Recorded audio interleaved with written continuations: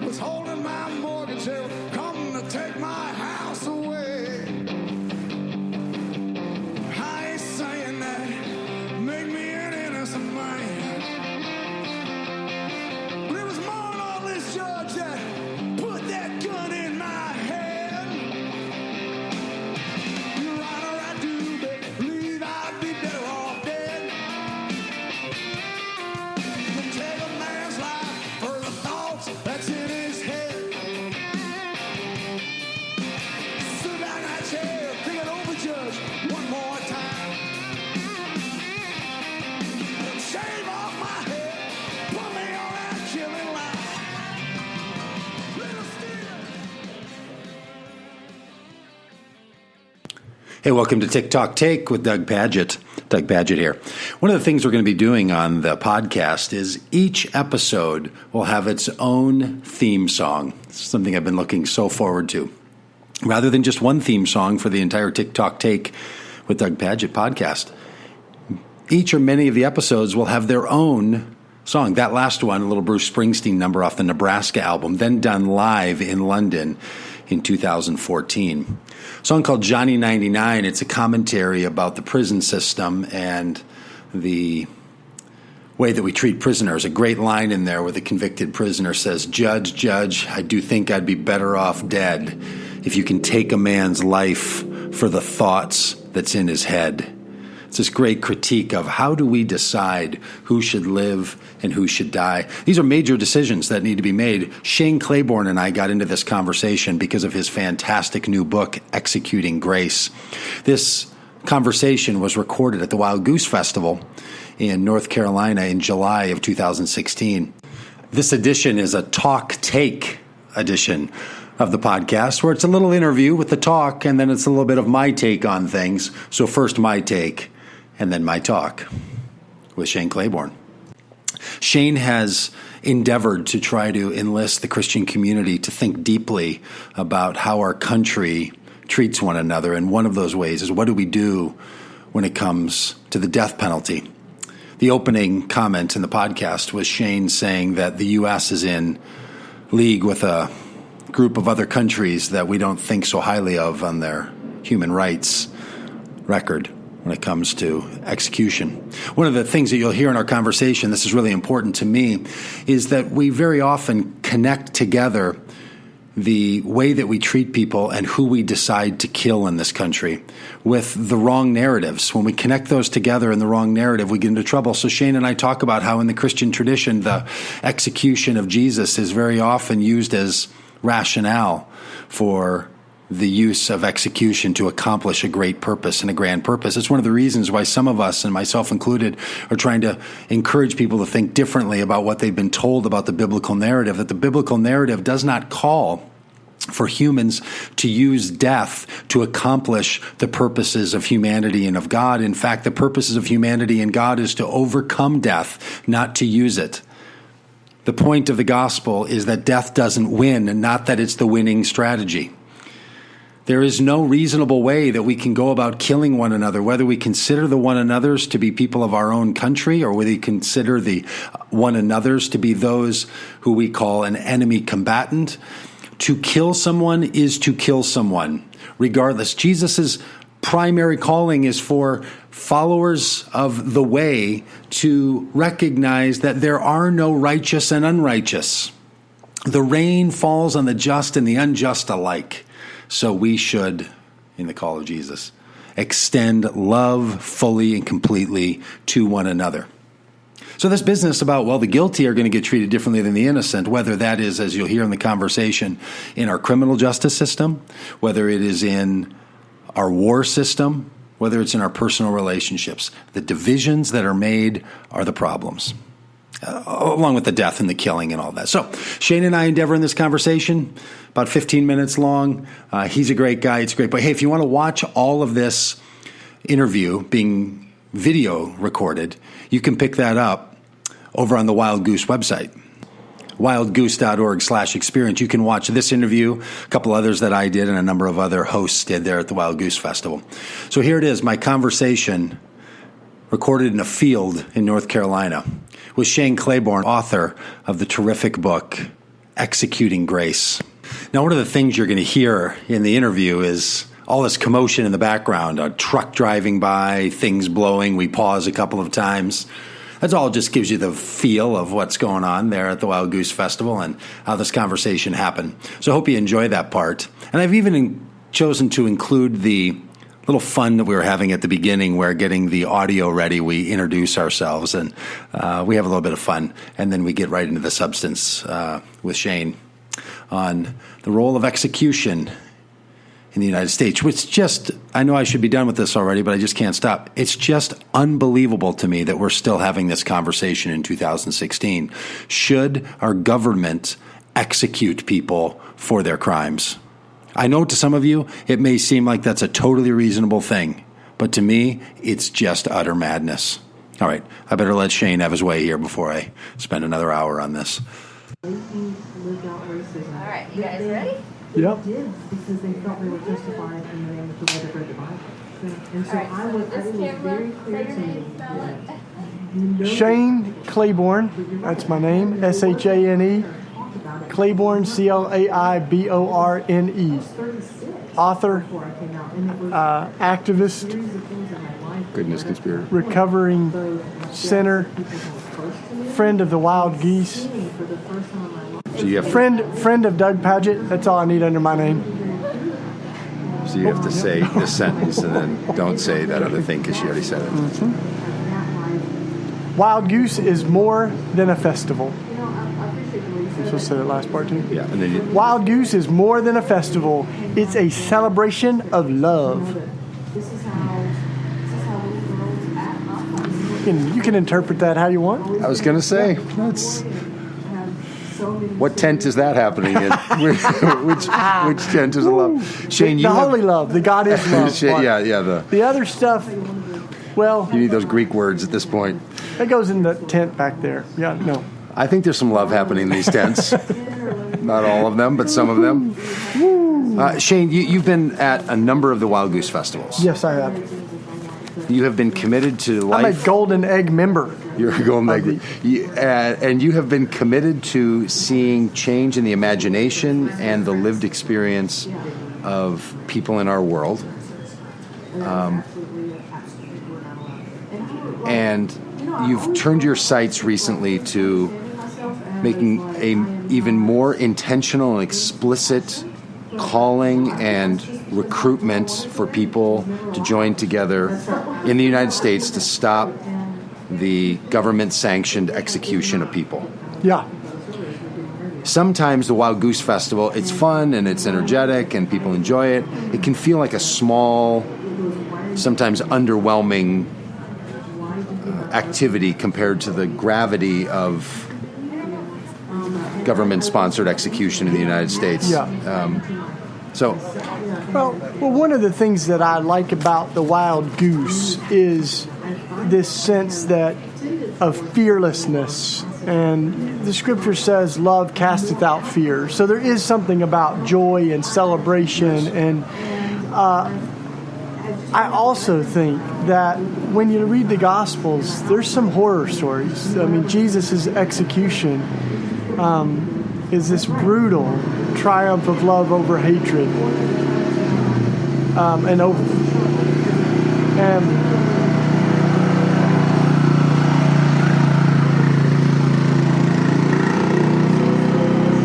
So Jesus on the cross, I mean, we see this collision of the ugliest things that people can do with the beauty of God's love and grace. And so I think it's good to hold the fact that we are having this wonderful, imaginative, creative festival in a world where folks are getting shot, where people are fearing for their lives as drones fly over them, and where our own government continues to sanctify execution.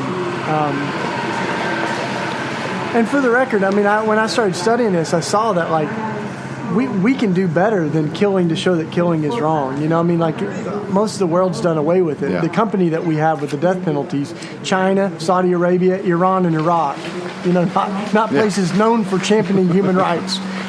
So that's why I think it's one way that I think one of the things we can do at gatherings like this is talk about real stuff too, and not just ideas and not just creativity, but let's like put some teeth on this thing and figure out how we can fuel a movement that will champion better ways of doing justice than the death penalty and things like that. And you've written a book about this. We're in July of 2016. It seems very timely. Executing Grace is the book, and it's commentary, critique. I really just came here to sell books. And thinking, but if you sold, I have a sense that you feel like if this book sold a lot of copies and people read it, that the impact would be that people would think and live differently, and that we might see a cessation of United States government-backed killing of people, whether that be prisoners, potential criminals, or people in other countries via war and drones and everything else. Like, right? Like, I mean, I think what's beautiful is a movement of people of faith and conscience saying we want to stand against killing. Legal, illegal, sanctioned by our government, done by police, done by criminals, drones, whatever. So I think that's, I mean, that's a great starting point. Like, why is this so, like, in religious traditions, you can go back thousands of years to all the traditions having some edict to not kill. Yeah. And yet, in 2016, somebody has to make a full book-length argument that we should stop killing. What? Do you think some of it's rooted, especially in Christianity, to the fact that there was the death of Jesus? Absolutely, Yeah, I mean, part of I got emails that said I get emails all the time that say things like, "How can God be against the death penalty when God used it to save the world? Yes, and God killed Jesus, you know. Yeah. And so it raises questions about how we understand why Jesus died. It raises some deep questions about race. And so I think, to me, the death penalty is helpful because it gives us a concrete way that we can see some of the real fingerprints that slavery and racism continue to leave, bad theology continues to fuel. And some of my heroes have been folks like Christians in Journey of Hope and other groups where they have murder victims' families with the families of the executed saying no to all killing. Yes. And it has so much integrity, and it comes out of their pain, it comes out of their faith. But what I'm also encouraged by is there's a youthfulness about Wild Goose, too. And the studies I've seen are like 80% of millennial Christians born after 1980 are against the death penalty.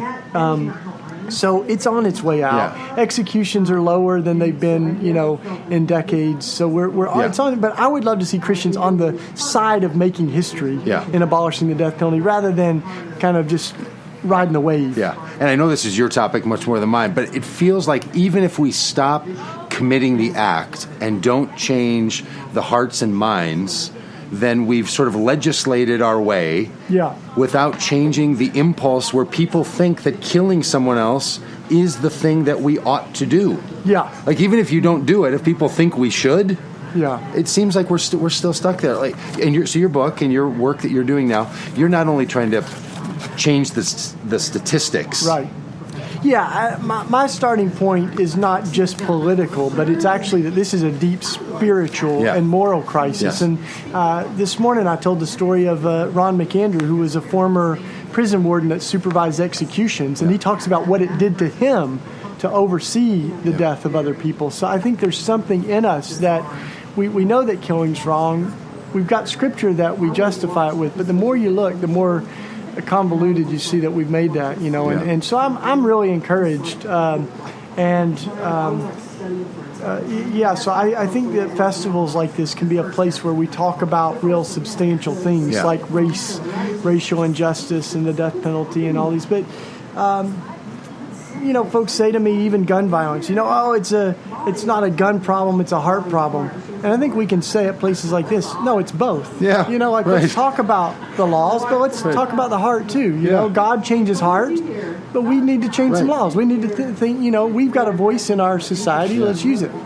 Yeah. So I just want to get your quick response to that question that you sort of framed that people ask a lot, which is, look, God doesn't condone killing, God condones murder, or if it's for the right reason, then killing doesn't become this violation. That's not how you view it. You see it differently. Yeah. Say something about that. Well, I think that understanding that Jesus was executed is a really good starting point. Yes. What does it mean for us to identify with one who was executed and had a very not the flawed, executioner, broken legal process leading up to that? But what I think happened in Jesus is the most wonderful act of divine solidarity, where God is born as a refugee, dies on a cross, and Philippians talks about how powerful that is, like to die on a tree, and why African Americans understood that as Jesus was lynched. Yeah. And what it does is we can identify with one who suffers with us, and triumphs over that suffering with love. Colossians also, I think, gives another great framework to where what Jesus did was expose the systems and make a spectacle of them. So Jesus does make a spectacle of death, but it's not to glorify it. It's to absolutely show it for what it is, as the most humiliating, horrific thing that we're capable of. And Jesus still dies with love on his lips. And he, the image I like to use is water poured on the electric chair, that he short circuits that system. Yeah. So it's very difficult for us as we identify with Jesus' forgiving death, to continue to champion death, So not to get too deep in the weeds, but I can hear friends of mine saying, but what Jesus didn't do on his lips was say, this is a human violation. In fact, what you have on Jesus' lips is, not my will, God, but your will be done. Yeah. So some people have just, those refrains have mixed together into, God is not opposed to me being executed. Yeah. That's what they hear. They hear, I'm opposed to it, but God's not, so not my will be done, but your will be done, because God supports execution. Yeah. That's not how I read this story, but how do you... When someone, that's what they've heard, I mean, it's been nonstop. They've heard that their whole life, and Yeah. and it rings true to them. I guess that's why you write a book on it, but I did dig into some of that, because I think Available at local bookstores at Amazon.com and BarnesNoble.com. If you order from our website, it goes to the neighborhood work. Anyway, but like I think that Jesus does talk about the law, though. Yeah. And he's building on a tradition that obviously he was with from the beginning, but he says, you've heard it said, an eye for an eye, a tooth for a tooth, but I say unto you, Yes. and he's really challenging some of the ways that we've done justice. That's why he ticks off all the teachers of the law and the, religious folks that were justifying these institutions. So, but in the end, I think that Jesus becomes really the sounding board for how we are to live and to love. And the early Christians were just unmistakable on this. And I have a whole chapter on them, because what's so beautiful about the early Christians is that they speak against killing unilaterally, like without exception, And that's why, anybody that's for the death penalty has the nagging problem of Jesus and of the first few hundred years of execution or of church history, where they were against executions, partly because they were dying. But then you have folks like Martin Luther and others that really saw the executioner as the hand of God. And I think we've got to challenge some of that has actually been the moral backbone to the death penalty and restored and like punitive justice and other things. So, and a lot of people, I think you've helped me to see the connection between war, local violence, individual violence, execution. That it's all part of a whole problem that a lot of us see as separate incidences or stories. And they're just disconnected. Like, we kill good guys, we don't kill. We kill bad guys. That's a good thing. If good people are killed, that's a bad thing. And you wrap I like it all to say, together. like, violence is the disease, not the cure. And when we back up the death penalty and a lot of other ways that we try to use redemptive violence, we actually reinforce the very thing we're trying to get rid of. Like I look at Iraq right now too. Like we have the violence that we've done there has perpetuated such violence. It's like we poured fuel on a fire. And Dr. King and others are really helpful with that. Dr. King said, I've came to realize I can't just speak against the violence of the inner cities. I've got to speak against the violence of my government. And that was what made him very unpopular. But that. So, I think that a movement like what's happening at Wild Goose can help to connect those things and say, Jesus is why we say Black Lives Matter, why gun violence is an issue for us. But it's more than these hot-button issues. It's a value for life that God has made that is so precious that if we allow it to be destroyed, we are destroying a part of God's image in the world. And so we want to stand against, I think Christians, we could make a renewed commitment to be the interrupters of violence everywhere.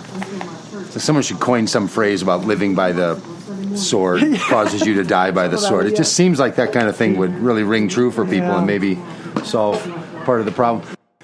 All right, all. Thanks so much for being part of TikTok Take with Doug Pagitt. It's my interview with Shane Claiborne. A number of other interviews are going to be coming. I'm also going to do a number of take episodes in the next few weeks. So if you have friends or if you have voices that you want to have on TikTok Take with Doug Pagitt, let me know. I'd love to include your flow and your people in these conversations. So thanks for being a part of the podcast. Hey, and if you go over to iTunes and you give us a little endorsement, say, I like this podcast, I think this is a great one, that just helps in all the things that make podcasting happen on the internet and in iTunes. Or if you're just straight up at Spreaker, go write me a little note over at Spreaker. That's the system I use to create and distribute TikTok Take with Doug Pagitt. Talk with you soon.